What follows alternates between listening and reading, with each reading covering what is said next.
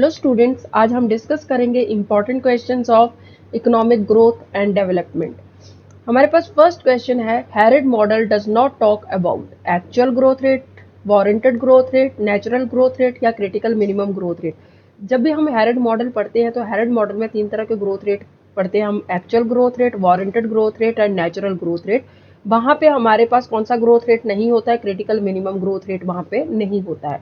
तो यहाँ correct option क्या हो जाएगा? Critical minimum growth rate, D option जो है वो करेक्ट ऑप्शन हो जाएगा कि हैरेड मॉडल में क्रिटिकल मिनिमम ग्रोथ रेट नहीं होता है। Second question, a technical change which permits more output to be produced from unchanged input is considered to be. एक ऐसा टेक्निकल चेंज जिसमें इनपुट तो सेम रहती है, इनपुट सेम रहने के बावजूद भी अगर हमारी आउटपुट इंक्रीज हो जाती है तो वो कौन सा टेक्निकल चेंज होगा? एम्बॉयडर्ड, डिसएम्बॉयडर्ड, बोथ एम्बॉयडर्ड एंड डिसएम्बॉयडर्ड या फिर नन ऑफ द अबव। तो यहाँ करेक्ट ऑप्शन जो है बी हो जाएगा, डिसएम्बॉयडर्ड टेक्निकल चेंज एक ऐसा टेक्निकल चेंज होता है जिसमें जो है इनपुट सेम रहने पे भी आउटपुट जो है वो इंक्रीज हो जाती है।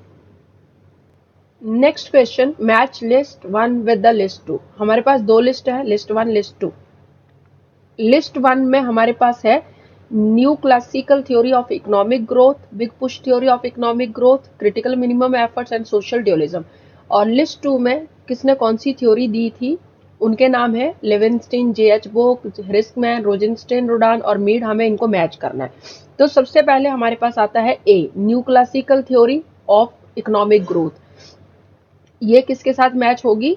5 के साथ, मीड के साथ। बी ऑप्शन जो है big push theory of economic growth, ये रोजेनस्टेन, रोडान ने दी थी, तो बी का क्या हो जाएगा? 4। सी क्रिटिकल मिनिमम एफर्ट थ्योरी, ये किसने दी थी? हार्वे लेविनस्टीन ने दी थी, तो ये जो है 1 के साथ मैच हो जाएगा। और डी ऑप्शन सोशल ड्यूअलिज्म जो है वो जे.एच. बोक ने दी थी, तो ये 2 के साथ मैच होगा। तो हमारे पास यहाँ करेक्ट ऑप्शन जो है 5 4 1 2 कहाँ पे है?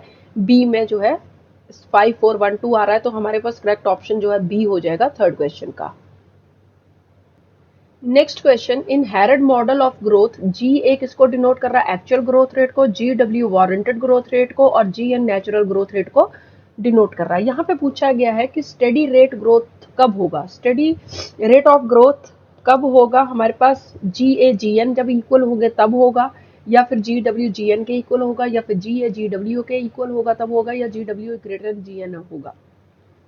तो स्टेडी ग्रोथ रेट कब होता है हमारे पास? स्टेडी ग्रोथ रेट तब होता है जब हमारे पास actual growth rate warranted growth rate के इक्वल होता है। तो यहाँ जी ए किसके इक्वल होना चाहिए? जी डब्ल्यू के। तो G A is equal to G W किसमें और कौन से ऑप्शन में है? सी ऑप्शन में। तो यहाँ पे करेक्ट ऑप्शन जो है फोर्थ क्वेश्चन का सी हो जाएगा। अब next question, in W W Rostow stage of growth the drive to maturity stage. Rostow की जो इकोनॉमिक ग्रोथ की स्टेजेस थी उसमें से जो ड्राइव टू मेच्योरिटी स्टेज है वो क्या करती है? फॉलो करती है टेक ऑफ स्टेज को, या यहाँ पे डेवलपमेंट स्टार्ट होती है, या डेवलपमेंट जो है वो कंप्लीट होती है, या फिर फॉलो करती है हाई मास कंजम्पशन स्टेज को। तो जो ड्राइव टू मेच्योरिटी स्टेज है वो फॉलो करती है टेक ऑफ स्टेज को। तो यहाँ ऑप्शन जो है ए करेक्ट हो जाएगा फिफ्थ क्वेश्चन का। Next question, Levenstein in his critical minimum effort thesis treats population as a factor that is income generating factor कहा था, या फिर income depressing factor, investment inducing factor कहा था, या market expanding factor कहा था। जो लेवेंस्टीन ने क्रिटिकल मिनिमम एफर्ट थ्योरी दी थी उसमें जो पॉपुलेशन है उसको इनकम डिप्रेसिंग फैक्टर कहा गया था। तो यहाँ पे करेक्ट ऑप्शन जो है बी हो जाएगा। Next question, the utilization of disguised unemployment as a source of saving potential in underdeveloping country is suggested by। underdeveloping countries में disguised unemployment जो है source of सेविंग पोटेंशियल किसने कहा था? नरकसे ने कहा था, बैरन ने कहा था, हैरेड ने कहा था, या रोस्टो ने कहा था? यहाँ करेक्ट ऑप्शन जो है ए हो जाएगा। नरकसे ने कहा था कि जो डेवलपिंग नेशंस होते हैं वहां पे जो डिस्गाइज्ड अनएम्प्लॉयमेंट होती है उनको अगर यूटिलाइज किया जाए तो वो सोर्स ऑफ सेविंग पोटेंशियल बन जाती है। तो यहाँ करेक्ट ऑप्शन 7 का क्या हो जाएगा? A. Next question, shadow prices are particularly useful in, shadow prices किस में यूजफुल होते हैं, कंज्यूमर परचेज डिसीजन लेने में, या फिर फर्म के सेल डिसीजन में, या project evaluation and cost benefit analysis, या नन ऑफ द अबव। तो शैडो प्राइसेस को कॉस्ट बेनिफिट एनालिसिस में यूज किया जाता है एंड प्रोजेक्ट इवैल्यूएशन। तो सी ऑप्शन जो है project evaluation and cost benefit analysis जो है वो हमारा करेक्ट ऑप्शन हो जाएगा यहाँ पे 8th क्वेश्चन का। 9th question, Kahan was the first to include in his model the importance of export for a developing country.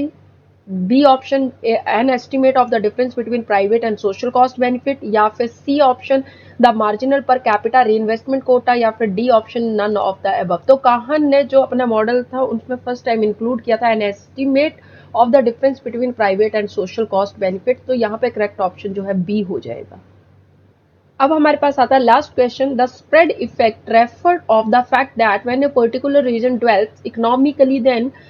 अगर एक स्प्रेड इफेक्ट क्या कहता है कि एक पर्टिकुलर रीजन जब डेवलप होता है इकोनॉमिकली तो उसका क्या इफेक्ट होगा, इट में favourably affect the development of certain other regions, या फिर B the cost of its development is spread over the adjoining regions, या फिर C the cost of its development is spread over the entire nation, या फिर D none of the above. तो यहाँ पे correct option जो है हमारे पास हो जाएगा ए, इट में favourably affect the development of certain other regions.